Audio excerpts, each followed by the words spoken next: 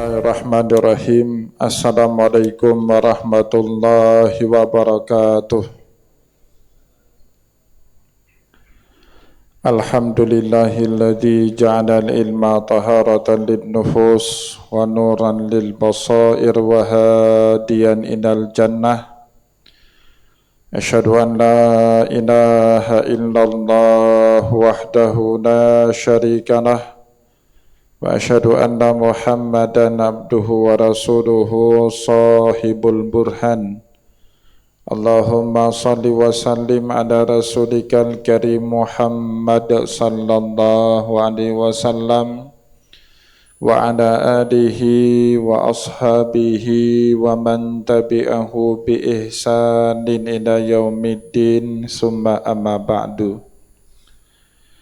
Puji dan syukur senantiasa dan tidak pernah bosan-bosannya kita panjatkan kehadirat Sang Maha Pencipta Allah Subhanahu wa taala, yang mana dengan limpahan karunia-Nya, rahmat-Nya, hidayah-Nya serta anugerah-Nya kepada kita semua, kita kembali masih diberikan kesempatan, kesehatan dan usia panjang oleh Allah untuk sama-sama dan senantiasa mengabdikan diri kita di jalannya dengan menjalankan segala perintahnya dan menjauhi semua larangannya.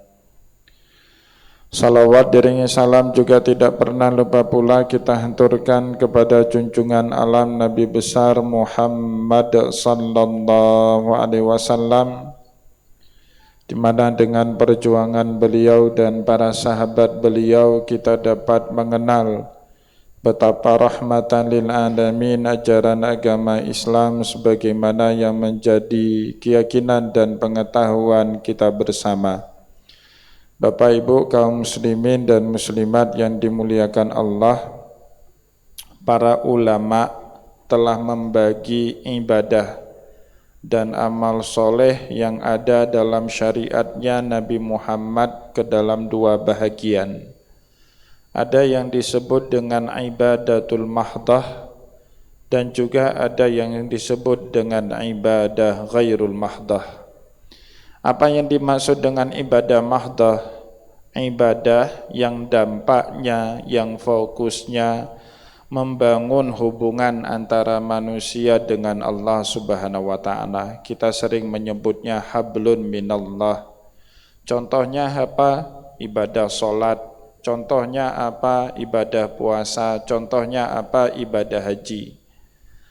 Namun Bapak Ibu kaum muslimin dan muslimat yang dimuliakan oleh Allah, kebalikan dari ibadah mahdah disebut oleh para ulama ibadah ghairu mahdah. Ibadah yang dampaknya itu bukan hanya kepada Allah, tapi lebih luas daripada itu kepada umat manusia. Nah, contohnya apa? Zakat, sedekah, infak, wakaf, dan ibadah-ibadah yang lainnya yang memberikan dampak luas kepada masyarakat atau umat. Maka oleh sebab itu Bapak Ibu kaum muslimin yang dimuliakan oleh Allah, terkesan dalam sebahagian pikiran kita orang-orang Islam, ibadah mahdah itu jauh lebih baik dibandingkan ibadah ghairu mahdah. Memang kesan ini tidak bisa kita salahkan. Kalau misalnya kita lihat saja ke dalam rukun Islam yang 5, Allah Subhanahu wa taala cuman menyebut satu di antaranya ibadah ghairu mahdah, cuman zakat. Sedangkan 4 yang lainnya, syahadat, salat, puasa dan juga ibadah haji, semuanya termasuk ke dalam kategori ibadah mahdah, sehingga memunculkan kesan di sebahagian umat Islam jika ibadah yang paling utama itu di hadapan Allah adalah ibadah mahdah. Memang kesan itu tidak salah, tapi kata para ulama ada kelirunya, ya, ada kekurangannya. Karena ternyata kalau kita mencari Allah dengan ibadah mahdah saja, belum tentu pasti kita bertemu dengan Allah dengan ibadah mahdah yang kita lakukan. Misalnya diberi contoh Bapak Ibu oleh Imam Al-Ghazali. Kalau kita mencari Allah dalam ibadah sholat, belum tentu kita ketemu dengan Allah dalam ibadah sholat. Dan yang menyatakan itu bukan Imam Al-Ghazali, Allah sendiri dalam Al-Quran. Tepatnya pada surat Al-Ma'un. Allah Subhanahu wa Ta'ala menjelaskan pada surat tersebut, ada orang-orang yang bahkan celaka dalam sholatnya. Fawailun lil musallin. Siapa mereka yang celaka dalam sholatnya? Alladzina hum fi sholatihim sahun. Para ulama fikih memahami kata sahun itu orang yang lupa waktu sehingga dia tidak mengerjakan ibadah sholat. Lebih dalam daripada makna itu dimaknai oleh para ulama tasawuf. Kata sahun di situ bukan hanya lalai waktu sehingga dia tidak melaksanakan ibadah sholat, tapi jauh lebih dalam daripada itu. Yang dimaksud dengan sahun bahkan saat dia mengerjakan sholat, pikirannya, jiwanya tidak bersama dengan Allah Subhanahu wa Ta'ala. Maka orang-orang itu dikutuk, dilaknat, dicela sama Allah. Fawailul lil musallin. Maknanya apa? Ada kemungkinan orang yang mengerjakan sholat tapi tidak bertemu dengan Allah Subhanahu wa Ta'ala. Bagaimana dengan puasa? Sebahagian kita bela-belain puasa Ramadan menjadi soleh. Tetapi Rasulullah SAW juga menyebut ada orang yang rajin puasa, tapi dia nggak akan pernah ketemu dengan Allah dengan puasanya. Rasulullah SAW menyebut dalam hadis sahih, kam min shaimin laisa lahu min siyamihi ilal ju' wal atash. Betapa banyak orang puasa tapi puasanya tidak dapat apa-apa kecuali cuman lapar dan haus. Bagaimana dengan haji? Sama juga. Rasulullah dan juga Allah bahkan juga mengatakan dalam Al-Quran, ada orang yang hajinya sia-sia, tidak dapat haji mabrur, bahkan juga hanya dapat dosa. Siapa itu? Yang saat mengerjakan hajinya banyak mengerjakan perbuatan sia-sia, berkata kotor, bahkan senang berdebat dengan orang lain. Faman farada fihinnal hajja fala rafasa wala fusuqa wala jidala fil hajj. Oleh sebab itu Bapak Ibu kaum muslimin dan muslimat yang dimuliakan oleh Allah, cara yang paling mudah dan pasti di mana dengan amal soleh dan ibadah itu kita pasti bertemu dengan Allah, saat kita banyak melakukan ibadah ghairu mahdah yang memberikan dampak luas kepada sesama kita. Orang fakir miskin kita bantu, anak yatim disantuni, para janda kita ulurkan bantuan, kita ayomi. Itu cara yang paling mudah kita menemukan Allah. Tidak ada kemungkinan kita gagal bertemu dengan Allah. Rasulullah bilang dalam hadis, as-sa'i alal armalati wal masakin kal mujahidina fi sabilillah. Orang yang senang menyantuni para janda dan fakir miskin, orang tersebut sama seperti jihad di jalan Allah. Dalam hadis yang lain Rasulullah menyebut ana wa kafilul yatim hakadha, saya dan orang-orang yang menyantuni anak yatim seperti ini, sambil mengisyaratkan jari telunjuk dengan jari tengahnya Rasulullah SAW. Bahkan Bapak Ibu, dalam cerita dan pengalaman seorang sufi terkenal, Abdullah bin Mubarak, beliau juga seorang tabi'in, salah seorang generasi salafus soleh yang kita disuruh sama Rasulullah untuk ikuti. Suatu hari beliau menunaikan ibadah haji. Setelah rukun haji terakhir, tawaf ifadah beliau lakukan. Nah, tiba-tiba beliau tertidur. Dalam tidurnya itu beliau bermimpi didatangi oleh malaikat Jibril. Dalam mimpinya itu kata malaikat Jibril, haji tahun ini tidak ada yang mabrur kecuali satu orang. Nah, orang itu berasal dari negeri Syam. Bangun dari mimpi, penasaranlah Imam Abdullah bin Mubarak kepada orang yang dimaksud sama malaikat Jibril.